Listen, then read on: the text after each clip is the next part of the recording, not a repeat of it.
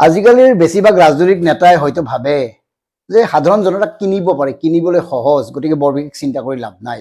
আৰু এইবাবেই তেওঁলোকে যধে মধে দুৰ্নীতিত লিপ্ত হয়, সৱে বাৱে কেৱল সম্পত্তি অৰ্জন কৰে।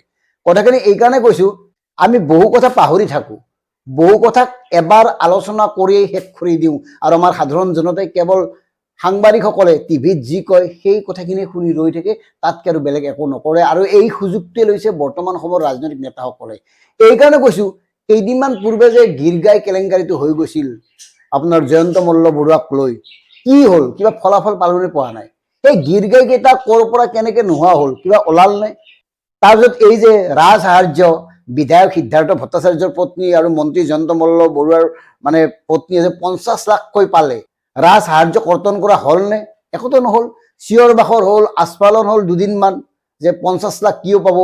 মন্ত্ৰী পত্নীৰ আপোনাৰ ফাৰ্মখনৰ যি আশ্চৰ্যকৰ আয় বৃদ্ধি, সেই কথাবোৰ কেৱল আলোচনা হ'ল। মন্ত্ৰী পত্নীৰ এদিনতে 34 বিঘা মাটি ক্ৰয় কৰাৰ যিটো তথ্য ওলাইছিল, সেই কথাবোৰ আলোচনাতে শেষ হ'ল। তাৰপিছত কি হ'ল?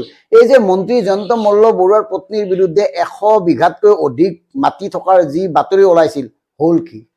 কিবা হ'লনে? একোতো হোৱা নাই।